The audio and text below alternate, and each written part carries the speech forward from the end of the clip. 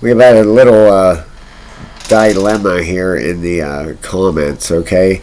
If you could comment 1 for Caspa and number 2 for Caspa, I would very much appreciate it, okay? I'm going to leave it up to you guys. You guys are the bosses.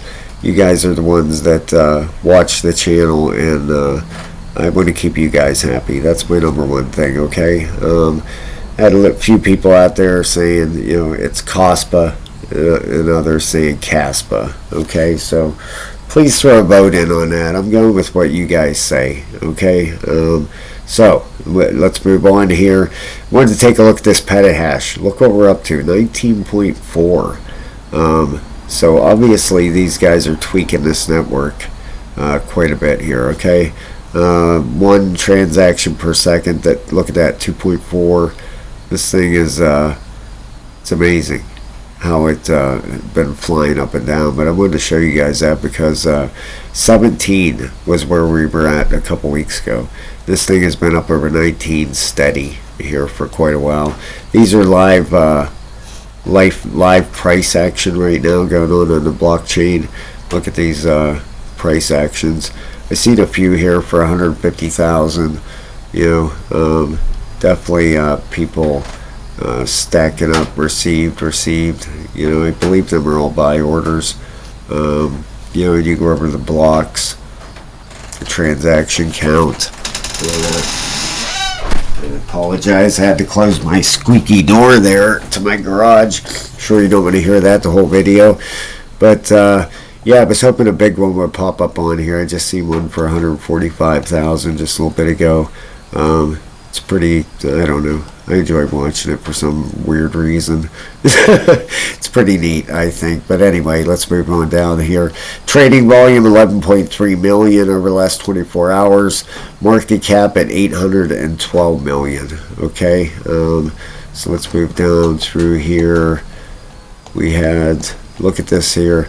Remember when we did the video not too long ago, we had 99 nodes online. Now we have 159 active nodes running. Alright, you can see, looks like a few through Eastern Asia here have popped up. Japan, Malaysia down here. So good to see it spreading out a little bit. But majority of it is obviously through Europe and North America. But if you zoom out on the rest of the world, look at that. That's where they're pretty much concentrated. One in South America. But good to see 159. That's, what is that, 61 nodes, popped up within the last couple weeks. So that's great to see. Alright, if we go over here, the top addresses, we have had an increase in those. And I see this seems to be dropping to the top 1,000 addresses own 61.8%. That was up to 70% about a month ago. So good to see some other people getting a share of the market here. All right, crabs are up 4.9%. Octopuses 9%. The whales up 6%. So majority of the stuff here in the green. That's good to see. Last 7 days, look at this. Everything except one, and the shrimp, that's the lowest one, 0 to 100. So I would imagine that's people adding on to their bags, or these minute, some smaller holders, getting out or adding on. I don't know why you would be getting out, that's for sure. But the address count is up to 283,755. And yeah, I'm pretty sure these have gone down. The top 100 own 35%. The top 10 own 16.6%. So, alright, let's move on here, guys. The crypto bubble's pretty ugly for the day. Bitcoin is obviously having a little bit of a dump here. I was hoping that thing would break up, but it is breaking down, right? And it's doing a perfect short is what it's doing. If you're looking for, if you use leverage, if that's your thing, and there's people out there do. I use it quite a bit. almost daily I get into some kind of short or long trade. But you can short or long on a 15-minute chart, anything. You look for a coin that is way up in price, and that's when you're looking to short. Okay, if it's up 30%, obviously it's going to have a pullback. Okay, you watch for the pullback and you get into the short. That's how them things work. All right, now Bitcoin has done, this thing did a perfect short. You zoom out on this thing. I don't mind showing you guys little tips, because you people that watch my videos, you're the ones, if I'm going to root for people, you're the ones I'm rooting for. Okay, you see price action going up, following this trend line, this blue trend line the whole way up. Okay, got a bounce, broke it. Something else has changed in the market. It's no longer an uptrend. All right, so what you do is you take your Fibonacci tool right here, you bring it right here and put it on the chart. You got to match this up with your RSI though too. It doesn't work unless you use the RSI. So the daily RSI, right when it fell here, okay, the daily RSI was coming down. And what's the RSI do when it's coming down? Price usually comes down. Flattened out, started back up the other side. That's when you put your fib on there. You watch for a 618 entry. Okay, you have overhead resistance here. Watch for a 6-1. That's your entry. Up above here is your stop loss, and that's where you enter your short. Okay, then you ride it down. Right, then you look for, you ask for how you spot a target. Okay, what you do is you zoom out on your chart. And obviously this wave here, it's already too low. So you come down to your previous start of this wave. You put a Fibonacci on the bottom of it and swing up over the top. Just like that. Okay, and you watch for 618 or 702. Most of the time, the 618 or 702 is where you'll get your bounce back up from. Okay, so if it goes to the 618, your entry was up here at the 618. You ride that down to the blue line. There you go. 10x leverage. You just made 120%. All right. So if you had $100, now you have 120. If you had $1,000, you have 2,020. Okay. Now if that rides down to the green line, you're looking at 150%. And I usually use 10x. I like 10x leverage, but that's how short works. Okay, you break, you're tracking the coin up. It breaks through. It does something different. You use your RSI. When the price starts back up, you put your Fibonacci on here. 618 is your entry. Your overhead resistance. Obviously, if it breaks above that, okay, then this thing is probably heading higher. Your stop loss up here. All right, so that's how short works. That's how I get into mine, and it seems it works pretty successfully. All right, so far Bitcoin has come down. We don't want to see it take out this lower low, but it looks like it's going to. The daily RSI is still coming down. The 12-hour still coming down. Okay, so looks like Bitcoin might be pulling lower here. All right, if we move on here, we got the DXY is pulling back. It's because we got the daily and the monthly RSIs at the top. I don't have to click on them to show you. They're both at the top though, so this DXY looks like it's going to be pulling back. If we open up here, it did make a higher high though, so that is a change of trend. All right, when we had, I'm going to point these out to you. We had this higher high, higher low. Then we had a lower high, a lower low. Now we've had a higher high. And as long as we get a higher low than here, this is considered the start of an uptrend. All right. So DXY heading back up there a little bit. It's going to have a pullback this week, it looks like. Gold's up $4. Down here, geez, I didn't want to see this happen. We lost that $1 trillion. Really didn't want to see that happen. That's a real bummer. That $1 trillion, that's kind of like a psychological area, you know, the $1 trillion. And this thing is dangerously close to taking this low out over here. Alright, but once again, did the same thing as Bitcoin, you know, was riding this trend line up, broke through it, something else is happening. You know, if you would have put, let's see, I didn't actually put my fib on here, but you're looking for a 618 entry. There it is, boom, right on the dot.